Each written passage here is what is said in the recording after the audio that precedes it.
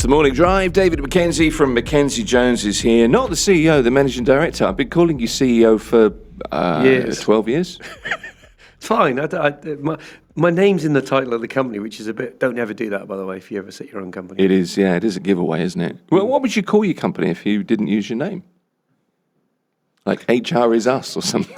I don't know. I think a toy company's taken that, haven't they? I think they have. Actually, no, they've gone bust, haven't they? They're not yet. You're right. They have. There are other RSs. What would I call my recruitment company? What would be a great recruitment company name? Because they're very often, names or two partners together, I find. There's lots of recruitment companies. So here's a real reason we called it Mackenzie Jones. My name's Mackenzie, my partner's name was Jones. But it sounded more like a legal firm, so it had an inbuilt credibility to it. That makes sense. And also people relate to names of individuals. I think they quite like it. And it's a great business development tool, because when I phone up, they go, "Oh, you're the owner," and I would say, "Actually, I'm not. I'm the MD," because it adds a certain credibility. Okay. So the mission, should you choose to accept it today, is to, by the end of this show, we'll come up with a new name for Mackenzie Jones. Can it be radio positive? Because I've got other ones that I probably can't mention on the radio. Yeah, I'm more worried about you than I am about me, to be honest. I have a semblance of common sense left. I've got to a point in my life where I don't just stick my finger in sockets. Yeah, I know I do. And you do, don't you? Absolutely. Yeah. Fair enough. Looks nice to see you. Thank you. How candidates act in this market and what's happening in the market right now. So 20 minutes or so, I wanted to get this with you, because you made a statement this morning when you came in.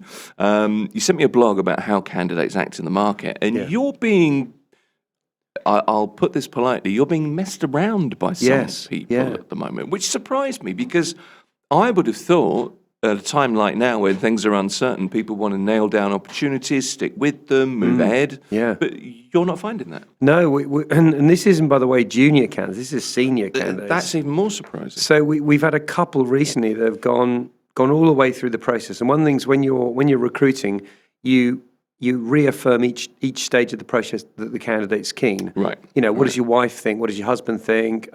Is this a good move for you? What don't you like? The usual stuff. Yeah. And we've had a couple that have gone, I'm really keen. We got to the final stage. The client said, are they going to take it? We've gone, yep. We've reaffirmed with them. What would stop you starting? Are there any issues? Would your company buy you back? Which is a big thing these days when people counter offer you. Okay. And we've had two gone at the last stage. We've got them the offer, and they've gone, actually, I don't think I want this anymore. And we've gone, why? Doesn't feel right. So you've been through 5 interviews with the CEO, HR director, finance and everything, and now you're saying, and we found out basically they've taken another offer elsewhere. So you're finding what that does, and this happens, by the way, in life. And one of the things, if you're ever dealing with a recruitment company, is be honest with them, because if you have doubts, that's fine. They can mitigate those doubts. They can try and overcome them. At the end of the process, you might go, look, I'm still unsure. We go, fine. If you're unsure, don't take the job. Because whenever you take a job, you've got to be 80% sure it's the right thing for you. Specifically 80%? Ish. Right, okay. Because the reality is there's always a percentage you go, I'm not sure, new company, new culture, new boss. There's always a bit of, the unknown in reality. Yeah, fair. Okay. So what is it that this is happening now opposed to 3 months ago? I think good candidates, and this sounds odd, are still in short supply. Okay. Really good candidates. There are less jobs around at the moment. And as example, we were doing a compensation and benefits role recently, which is a really difficult role about CMB. Comps and bends. I'm really pleased you actually love that. I'm going to send you something about that. But they're in a real short supply in this marketplace. So finding a good one's quite difficult. Finding a good one with a strong personality is even more difficult, because they typically are more accountancy. So they're much more about numbers and about process and stuff there. But they sit under HR. So they need a personality as well, because HR is very about the lifeblood of a business. Okay. Yeah. So we had a couple of processes recently, and both candidates really messed us around. Now, that's fine, but clients remember that. And also, we remember if a candidate goes through a process and they mess us around.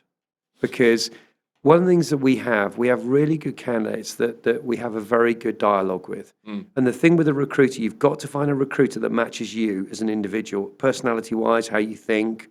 They've got to be your advisor. But you've got to be honest with them. If you're ever in any doubt through the process that you don't think this is the right job for you, tell your recruiter. They probably won't stop the process, but they'll question you, because we get paid when a candidate starts. Right. But the most important thing is we really earn our money and our reputation the longer a candidate stays there. Because if I go to you, Tim, I placed Faraji 2 years ago and they're a great person, that for us is a fantastic story. That makes sense. Okay. So I still feel like there's a disconnect, because I feel now like we are seeing people, we're seeing not a deadening of recruitment, but there is less going on, isn't there? Can I be honest? I think Go on. I think the recruitment market is down at least 50%, at least. Okay.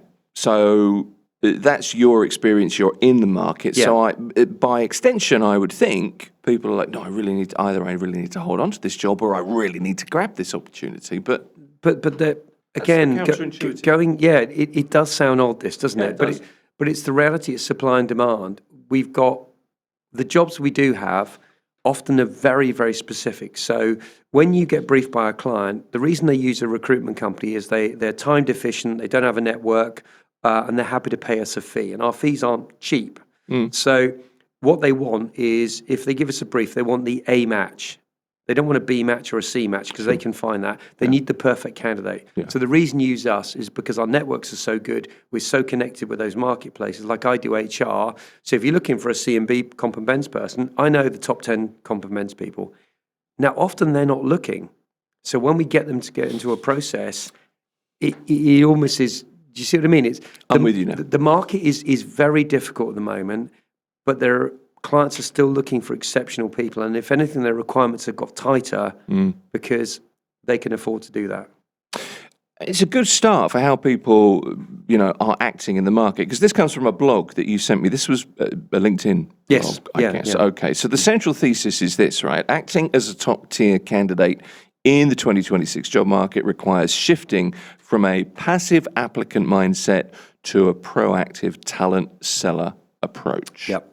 So this is really about going for it at the moment. Yeah, if you're going to be looking for a job, be all in. Right. But if you're not all in, don't be afraid to tell your recruiter, look, I have some concerns. It's a two-way thing. This is a relationship. So when you meet a recruiter, your relationship with that recruiter will probably last 10 to 15 years. So if I look at one of my clients, Kirsty... Actually, this is a good example in this room. Yeah, I've just exactly. realised. Yeah. Not that you're my recruiter. I can't imagine that. Well, I give you an example. I've got a client called Kirsty who works for a very big drinks company. She's amazing. I've known her since she was at BAT years ago. So I've known her for 15 years. A BAT? British American Tobacco. Oh, okay. Yeah, right, the big. Gotcha. Right. You and your acronyms. I know. I'm like acronym central. I'm going to throw that into conversation. When I was at BAT in '72. It's a company name you do first. No, I know, but it sounds great, doesn't it? Raji's going, I knew what you were talking about. People don't know. They're just like, oh, BAT. Yeah, actually, great. I do sometimes fall into acronyms, and my wife looks at me and goes, yeah, I've no idea what you just said. I said, why didn't you ask me? She goes, I've really lost interest. I do that with my wife a lot as well. But she's from Scotland. She's Glaswegian, yeah. Exactly. So that's just how it works. So I've known her for 15 years, and our relationship's been her as a candidate, her as a client. I've never placed her as a candidate, but she's always asked for my advice on jobs she's going for. Okay. So your relationship with your recruiter changes as you become more senior and becomes more of an advisor. And that's not just because you're quite gregarious and outgoing. You're quite a friendly guy. Is that kind of an ideal HR jobs recruitment kind of person? That's how you need to be. No, you don't. And I've got a couple of recruiters. I've got a guy who works on my banking desk. He's more of an introvert, but he's a subject matter expert. He knows about private banking. He knows about wealth management. He knows about family group. He really understands his market very well. Whereas I don't understand that market as well. So when you hear him talking to his clients, it's a very different conversation to mine. Right. Okay. But they come to him because he knows exactly what he does. The reason why Mackenzie Jones is so successful is because we're functional specialists. So we do HR, finance, legal, banking, etc. So we have individuals that really know their sectors. We're not generalists. Okay. So the market at the moment is defined by, let me just run this by you. This is from this blog, a high competition, AI-powered screening and a need for, but a shortage of qualified talent. So to stand out, you've got to treat your job search as a strategic marketing campaign. That's the phrase that stands out. So that's kind of the required mentality. Yeah. But I would contend, and I think you probably agree to a certain extent, that's kind of how it always should be. Yeah, but it amazes me. And I know But people don't do that. But it's people go. It's a bit like, when you go and buy a car. Okay, a car is a very expensive thing to buy. Sure. You spent ages looking in the store. You do reviews. You ask friends. It's amazing how many people go, I think I'll start looking for a job now, and they go onto LinkedIn and easy apply. They don't think about, right, what's my process? Where do I need to go to? They almost it really is it's not a very well thought out process. I'm amazed. Even the most senior people don't treat this as a process that should go on for years.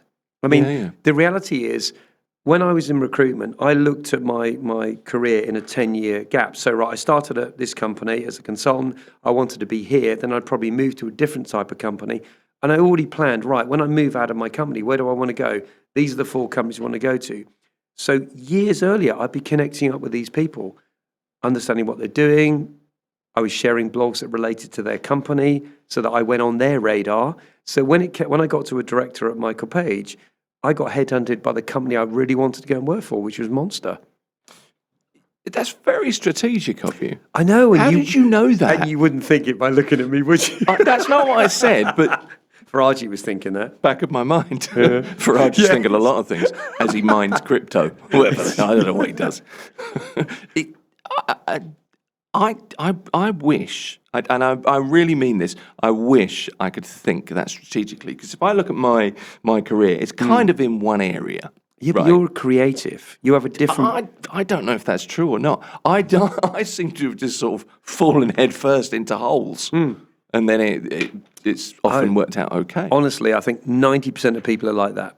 Good. But I think what you're asking for, what the utopian view is, and I Sure. think what people need to do is they need to plan their career constantly. You should always be looking for a job, but it's a passive, what we call a passive search, because passive searches are the best candidates because there's no desperation, they think logically, and they're after something that often isn't money focused.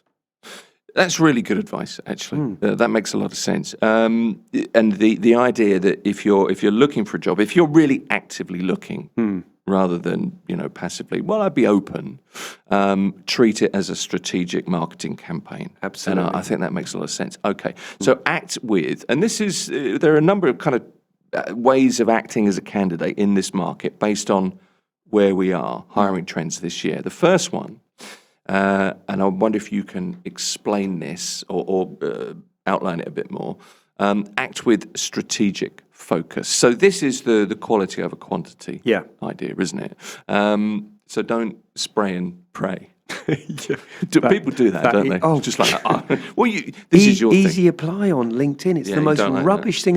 If LinkedIn's listening, get rid of this. It's the worst thing ever. It's the worst thing for clients, and it's the worst thing for candidates. We're unique in this region that we have this in terms of But this is not a thing. It is a global thing. It is. The problem with the UAE, and this is a good thing and a bad thing, we're a melting pot. We've got 215 different nationalities here, all have different views on how to approach jobs or their search.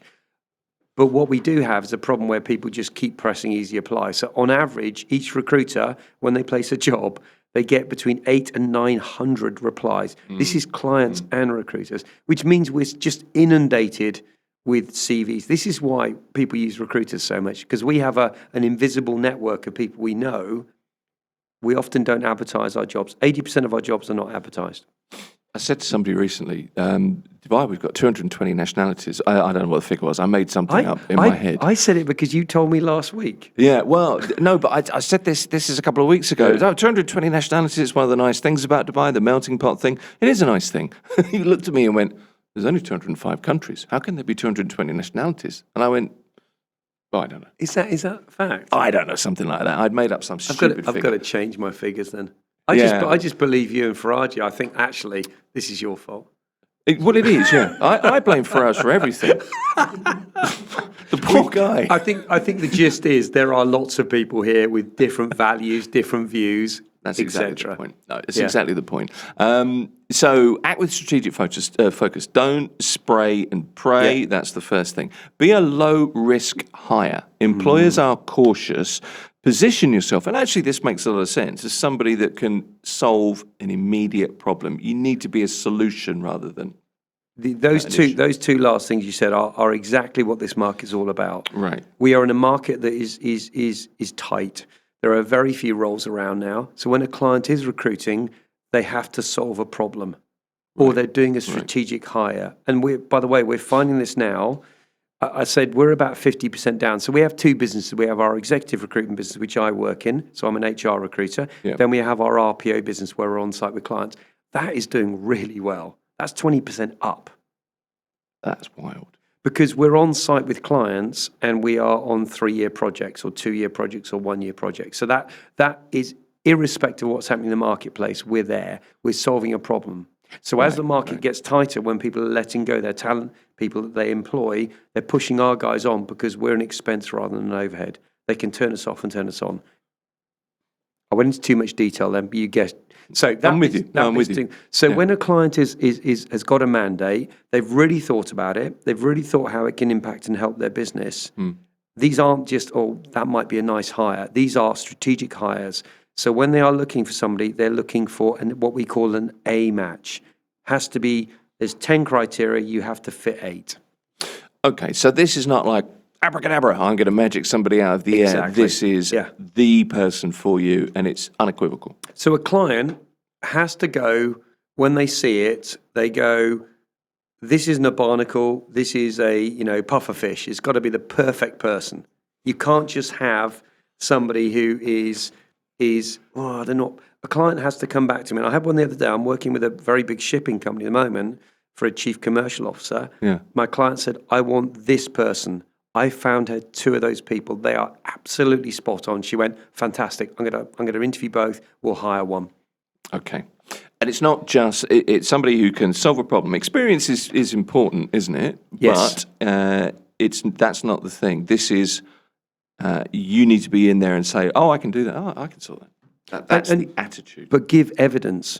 So when they look at your CV, example, if they want somebody that has done HR within a consumer company, must have worked on drinks category, carbonated, worked in Saudi and UAE, and you've got to be very good at market research, etc. So if we send somebody who's just a good drinks person that's done marketing, that's not good enough. Yeah. It's got to be very specific. Yeah, and that's why easy applies. So.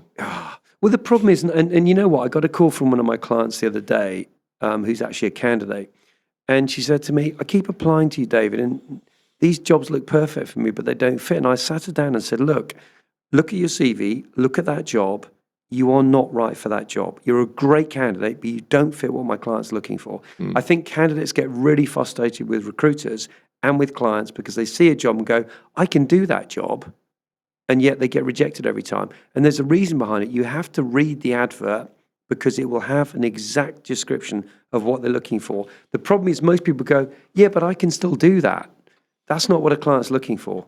They're buying experience. They're buying proven experience. Yeah, it makes sense. Yeah, it's frustrating. No, do you know, it's funny that if you're a person that looks at a job ad and thinks, oh, I can do that. See, I look at job ads and I think, nah. I'm looking for the fact that I don't fit most of the time. Is that maybe that says a lot about me, doesn't it? I just admitted something. Faraji's laughing really hard. I think there's a certain thing with you, which may be imposter syndrome, and I think a lot of candidates have this. They don't believe they can do the role. So I had a very, very, very good lady the other day who was quite young, Right. And we were putting her forward for a director's job, and she said, I don't think I can do this. And I went, okay, tell me why. And she went through her CV, and she told me exactly why she could do that job. And she just said, well, what happens if I fail? If you fail, you fail. But if you don't try, you'll never be able to fail, but also you'll never be able to succeed. So we put her into that interview process. She got to final stage. She didn't get it in the end, but she came out of the process knowing that she can do that.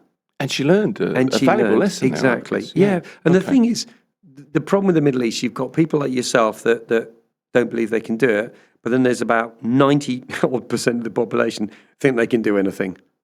Do you know what? It's not that I don't believe I can do it. It's. Do you know what it honestly is? What? It's mainly, I couldn't deal with those people.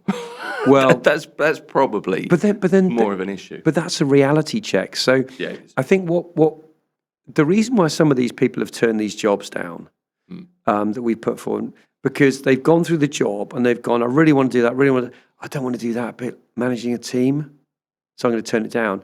Why don't you tell us that? I don't want to do the managing bit. That's a good point. So we'll go back to the client, look, he wants to do this, but doesn't want to manage a team. The client might have gone, okay, we'll put those team with somebody else. Yeah. Unless there's a communication going on. But you're absolutely right.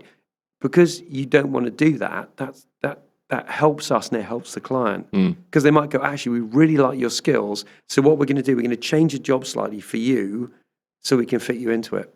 And again, we're back to the be honest with your recruiter thing. Tell people the truth. This is what I really want to do, but I don't really want to do this. And if never the twain shall meet, but you never know. Do you know what? That's what I find this in life. Somebody said to me the other day, it may have been you actually, you're too honest.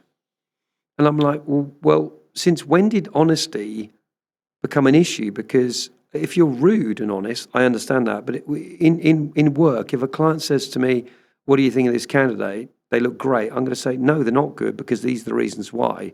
Because they're paying me to give advice. And I'm super honest about that.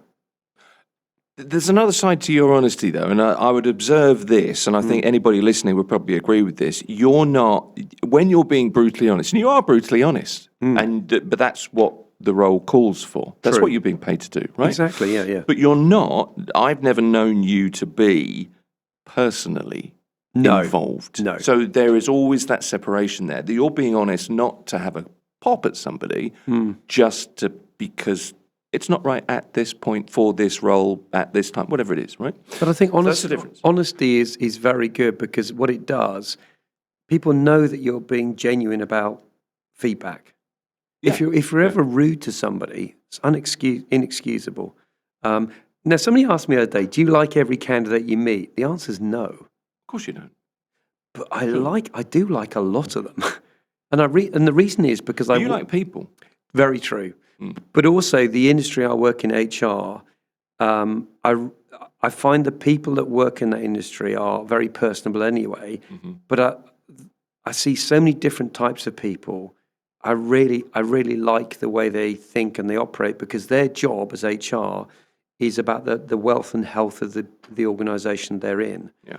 And it's all about understanding how people can affect the growth of that business. So I think by the very nature of that industry I work in, I really love it. Now, could I work dealing with actuaries and insurance companies? The answer is probably no, because I don't connect with them as people. No, that's fair. So that's why you have a company that specialises in particular areas. Exactly. Okay, I've got that. The thing is now, I mean, honesty doesn't really matter anymore, does it? Let's face it. Now you could just lie about stuff. We've got fake news everywhere. You just put stuff online and pretend it's true. I'm too old for that. World leaders do it. Yeah. Do you know what? I'm not going to rant now because Fraji's looking at me about to press the button. We are in such a situation because somebody has lied. And I think the UAE has got the capacity to change very quickly and we'll bounce back out of this. So I think we're 50% down recruitment terms. I have no concerns about this market, none at all. Good. Because I know we're coming out of it. Okay. And I know that the UAE's got this amazing ability to bounce back again. If I was in Europe, I'd be really worried now because I don't think the European leaders or the UK especially have got a Scooby. They should come here and learn from us. A Scooby is a Scooby-Doo, which is a clue. That's rhyming slang. I love that. Just a quick intervention on behalf of David. But you know what I mean? I do. And this is why I think I'm giving bad news that the market is down, but I'm an eternal optimist. In 6 months' time, we'll be sitting here and we'll be talking about how do we find enough people to fill jobs you've got.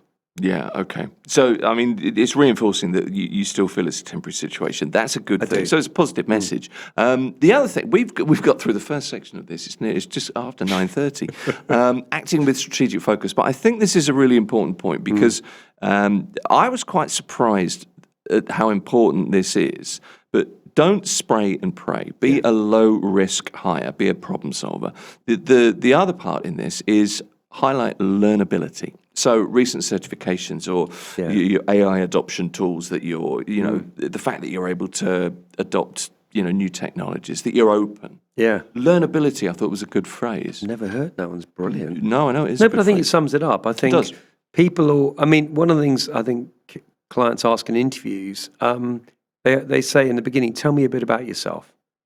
So one of the things you've got to have is you've got to have that 5-minute elevator pitch, a bit about what you've done in your career. So make sure it's a 5-minute, not a monologue. It's just, this is how I started my career. This is where I got to. This is my current role. This is what I've done. This is what's been successful. These have been my learnings. Boom, done. Okay. But one of the things people like to see, and I've noticed this quite a lot, when people look at CVs, I've seen clients flick over to the last page and they look at the interests. See, I know that you're supposed to have an interests. You column. do, yeah. But I always put travel, cinema. I know, really. Dinner with friends. Cycling. That's on mine, actually. Yeah, I bet it is, yeah. No, but the thing is, and the reason is, you're in a false situation. You're in a meeting with somebody which is going to be very intimate for an hour. They're going to ask you personal details about how you've been successful, what you failed at. And what clients like to do is have a bit of an intro and a soft entry, and not about the weather or the traffic or what's going on here. Yeah. It's often they look at your interest, and is there a commonality, like cycling? Oh, you're a cyclist, so you've been to Al Qudra? Yeah, I've been there. It's a soft opening. It's like a warm up. Yeah, no, that makes sense. I mean, it's an entry point, isn't it? It's a way in. Yeah, okay. No, that makes some sense. So that's the first three things. This article is how you act as a top-tier candidate in 2026. So strategic focus is the first thing, quality over quantity. Here's the thing that I really struggle with, okay? And I've been told this loads of times, that, you have to think about your own personal brand. And I just think that I'm a human. I'm not a brand, but I really struggle with this. And I'm not sure I believe... In fact, I probably don't believe in personal branding, if I'm really honest. What do you think a personal brand is then? What's your definition in your mind? The issue with it is people say it and I think, I don't know what you're talking about. Yeah, but that's those human influencers, isn't it? Well, very often, yeah. And I think people tend to not cut to the chase, and they use a lot of jargon, personal brand and marketing terms that I don't really understand, that I don't think are really that important. I would rather just sit and have a chat with somebody and say, look, this is what I think, this is what this is how I operate, kind of thing. So acting as a professional brand, visible, being authentic, all of those things, what does that mean, is my question. Yeah, so if I looked at your personal brand, one of the things I would say with you isn't... Character destruction on the way. I'm going to be positive.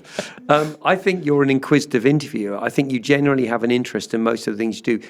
Whether that's a real or a perceived interest, as an interviewer, I think you have to have a perceived one as well, because you're not going to be interested in every subject. But you're not. But this job is not to talk. This job is to listen. Exactly. But you have an interest. You know how to sit in front of someone like me, who is an absolute extrovert, and be able to control my conversation by asking me very key points. And I think that's an art form. So if I looked at your personal brand, I would put inquisitive. And interested, that would be my view of you.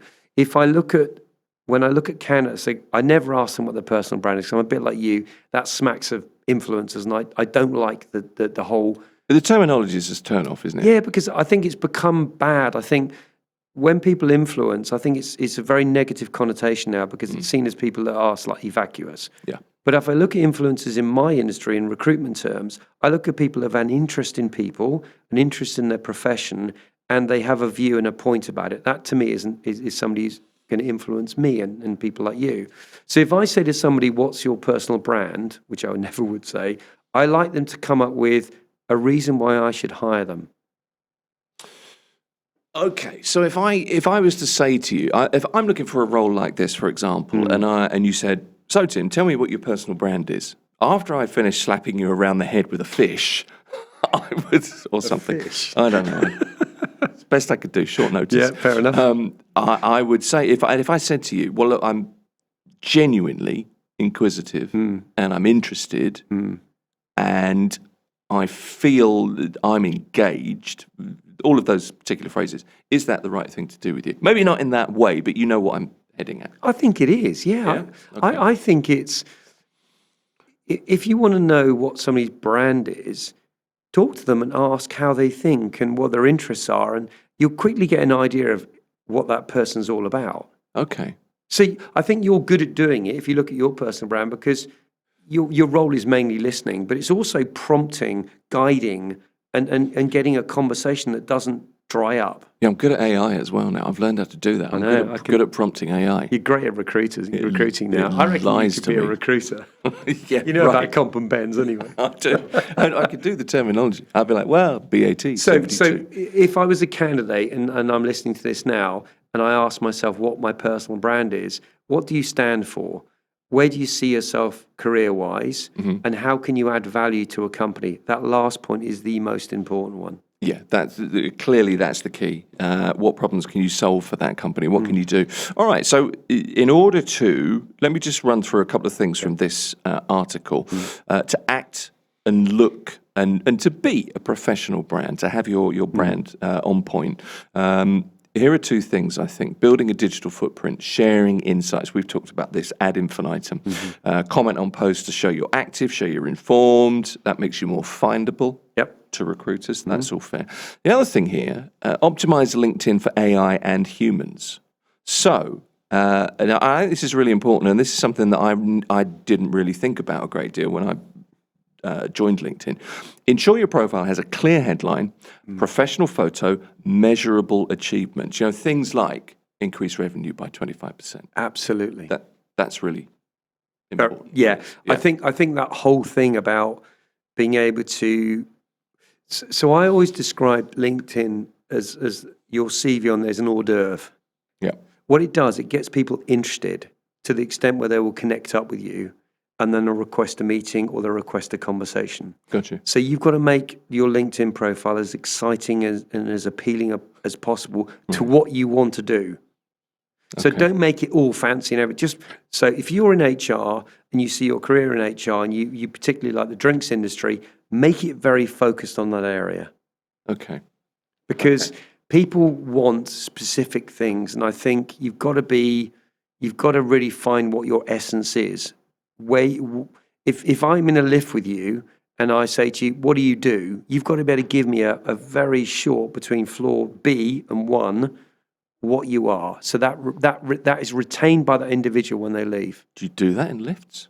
I can do a lot more in lifts than that. Can you really? I'm like a ninja. I never know what to do in a lift when you're with a lot of people. Do you say hi to the person next to you? Yeah, I don't get in a lift, I'm very chatty. You do, don't you? Awful. I even talk to the delivery drivers. I say, what have you got in there today? Oh, God, really? And they go, what's that? And I go, what's inside the bag? They go, it's food. What sort of food? Chinese, Indian? And they're like, it's 9 o'clock, sir. I'm really a bit tired. I almost got hit by a truck, so I really don't want to talk to you. Oh, dear. I'm so sorry I invited you. But see, that's the authentic you. Right, this is how you are. But this was, I know I use that on purpose. This is the last point of this particular segment, okay? Act as a professional brand. So optimize LinkedIn for AI and humans. Make sure you're nice and clear online. Build your digital footprint so you're active, you're engaged. And then the last one here is authentic. AI can enhance an application. We all know that. So you get your grammar right, you can come up with great phrases, etc.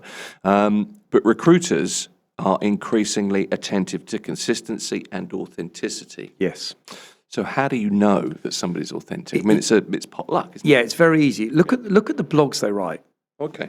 Look at how they write them, because there are some people on LinkedIn, I see at the moment, they're almost writing because that's what they think people want to read. And then you see some really good blogs where people have wrote a very personal view of what they're doing, and they ask questions and stuff. So you can see generally how there's one of my consultants, Elena, is very good at writing blogs because she writes it as a mum. Her stance is she's a mother recruiter. She balances her life, and this is how she does recruitment. And she's very good at HR, and she's got an amazing following because people love how she communicates on LinkedIn. She is good. Very Is good. this the one that you sent me? that's This Elena, is, yeah. well, we're going to come to her blog in a minute, or a recent blog from her in a minute, because it's the what's happening in the market now. Elena Sopocheva, Our okay. Ukrainian mum. Okay, so HR talent partner and principal consultant. She should put on there mother recruiter. That would be. I think she has, hasn't she? On a I haven't got that here. But she might have it on a LinkedIn profile because mother recruiter's good. I'm sure, if you said that really quickly, that might cause a few issues. Yeah, well, it could do, but no, that works. Having a quick So look. we'll come to that in a minute because I wanted to bring in. She said a couple of really interesting points in there, and I'll point to those in a bit. This is how to act at the moment in this market. Let me just run a few headings to you so we can get through this. Act as a networker, not just an applicant, is one thing. Okay, so prioritize referrals and engage directly. So reach out to hiring managers on LinkedIn. Yep. Important at the moment. Act with commercial awareness. So show, don't tell.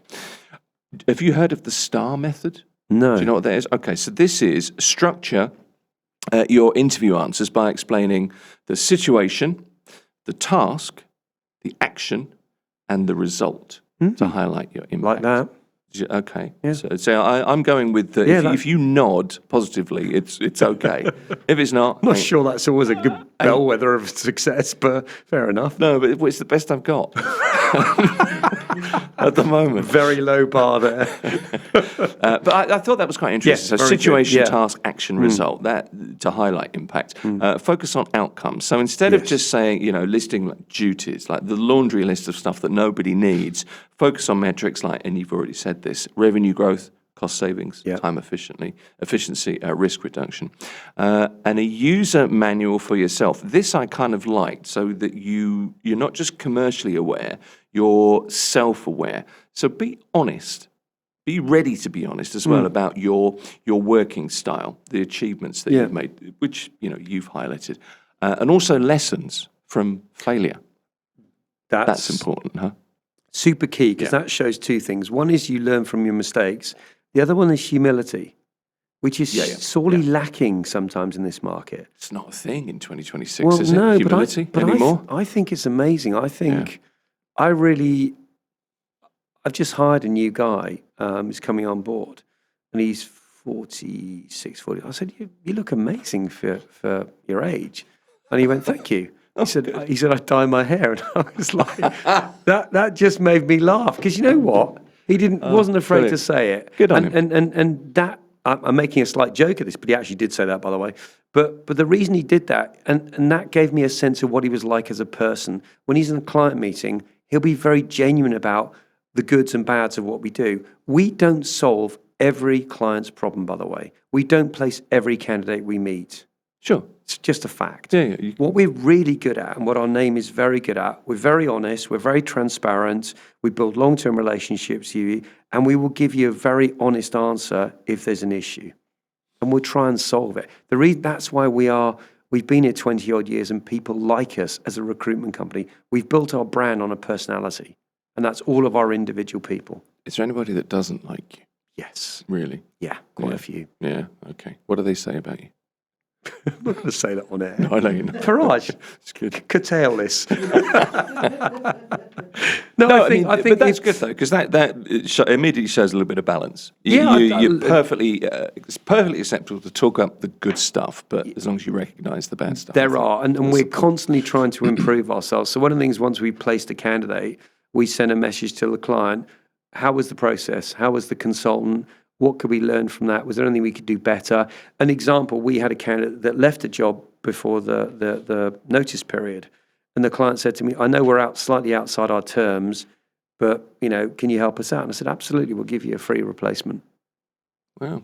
Okay. Because the reason is that client's been a client of ours for 10 years. They've paid us on time. They've always given us briefs. The candidate was 2 days outside the refund period.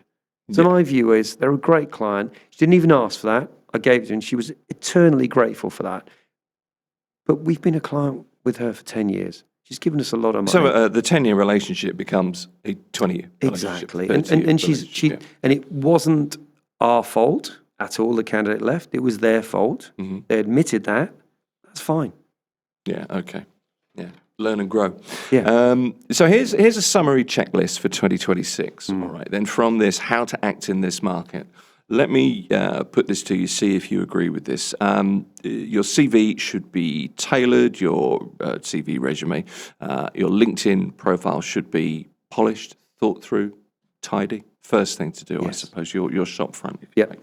5 to 10 targeted high-quality applications weekly. Oh. Is that a reasonable figure, do you think? Yeah, if you're really looking at this as a strategic marketing campaign. Yes, I think that's actually probably a quite good fit. Providing Seems a lot, but I mean, yeah, fair but, play. I'm assuming you're talking about people who are actively looking now, not passively. This is active. 5 a week sounds good. Actively in a job search. Because it seems to me 5 to 10, you have some control over. You're going to remember names, you're going to remember times and dates and the relevant points. You've hit a slight net. When somebody calls you up and said, hi, you applied to the advert recently, you need to be really clear what that company is. Because if you go, I'm sorry, which one was that? Not good. No, but I think that's a really important point. Yeah. So, people are always, you're not working hard enough to try and find a job. No, actually, if you're targeted in that way, that seems to me to be a lot more sensible. Yeah, makes sense. Okay. 5 personal networking messages weekly.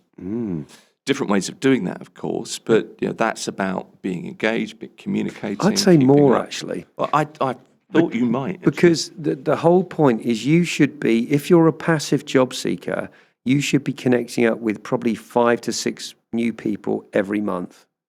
New people. Okay. And then you should be connecting with 5 or 6 people at least. How's it going? I saw your article, really liked it. I'm just about to do this blog. What are your thoughts? Building that sort of content. And these are companies you potentially want to go to in the future. I mean, the thing is with that, though, it's the same thing as the scattergun approach to CVs, isn't it? If you talk to too many people, I mean, how many guests do we have in here every morning? Probably 4, 5, sometimes 6 guests. That would be the maximum. But, it's showbiz rules in here, so I love the person in front of me the most, but I've forgotten their name as soon as they walk out the door. Not quite, but I love the savage honesty. David who? Mackenzie what? No, it isn't. It's not quite that bad, but it's very easy when you're in early communication with somebody they're not at the forefront. Yeah, you need to make sure you're front of mind. So in those subtle prompts where you like somebody's post on LinkedIn, you put a comment or you send them a personal message. Don't send them too many because it just becomes a bit odd. But make it relevant. So I loved your blog. Great idea. Any thoughts on this? Just remember, most people are very, very busy at the moment. Yeah, well, that's a fair point. Yeah, you've got to that's a fine line to walk as well between staying in touch and becoming. Yes, and annoying. And this is an interesting one because somebody asked me how often should I contact you? If you're contacting me more than once a month and we're not in a proper recruitment process, I may not come back to you because you've seen my LinkedIn and my messages.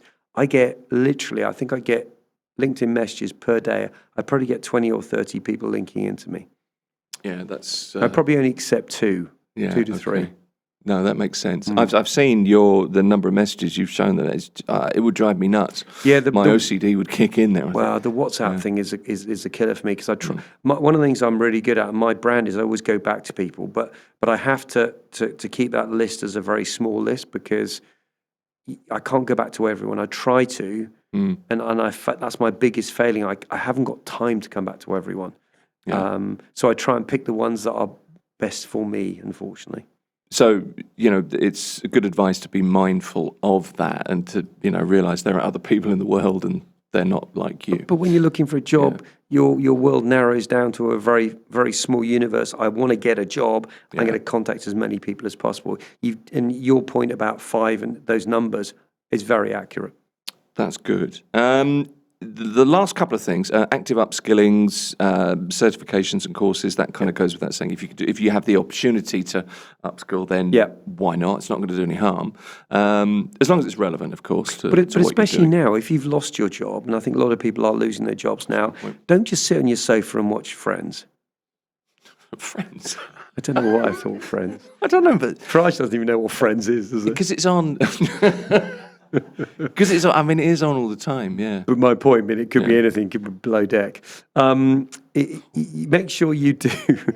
Make sure you go, right, I've got some time now. How am I going to proactively keep myself focused? Yeah. So start writing blogs on LinkedIn. Make sure they're positive ones.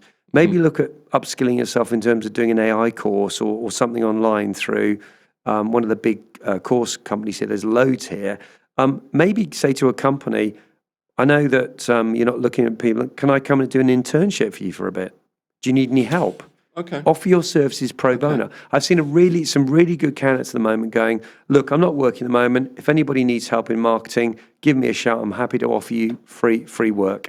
Often that free work becomes paid work because they like you and they offer you a permanent job. Okay, well, there's a way of doing it. The AI course thing, is that, because I see that all the time. Worth doing, it's like an Instagram thing, but it is worth doing. I think things like, you've got to look at your CV, and if you're in HR, where are your weaknesses? Are you great at organisational development? Are you great at talent, but you're really bad at comp and bends? So maybe focus on that. Try and look at your weakest point in your CV and try and upskill yourself on it. Okay. And professional content engagement, writing blogs, writing, interesting posts, offering commentary. Just done one today. I hope you like and share. I haven't seen it yet, but I will read it. It was based on our conversation about ghost jobs. So, okay. Because we did this, it took a life of its own. Arabian Business quoted me, then LinkedIn asked me to write an article. I've just written one, and it's based on our conversation. It was an interesting discussion, I have to say. John, we've not got to the last thing in this. This is really how to act as a candidate in the market. Yeah. What's happening in the market, it will have changed by next week. But I think lots of the points that Elena, who works with you, here's what she said. I'm asked what's happening in the market right now on almost every candidate call. And then she talks about what she's seeing across the GCC. And I think it'd be interesting. Maybe we'll look at this next week. But here's a good example. She's seen as an influencer in recruitment because she's giving a view of what she perceives the market is doing. Well, she says it's not a slow market. She says it's a selective market. Absolutely. Right. Well, we'll look at what that means next week in this segment. Unfortunately, time ran away today. Look at that. We're spot on, though. I know. It's not bad, is it? Anybody think we do this for a living? I don't. No, nor do I. David Mackenzie is the MD of Mackenzie Jones. He's also known as the notable mogul of Mackenzie Jones. That's good, isn't it? That's very good. Yeah, you can have that one for free. Thank you. Nice to see you. And you. This is Mirror Business FM.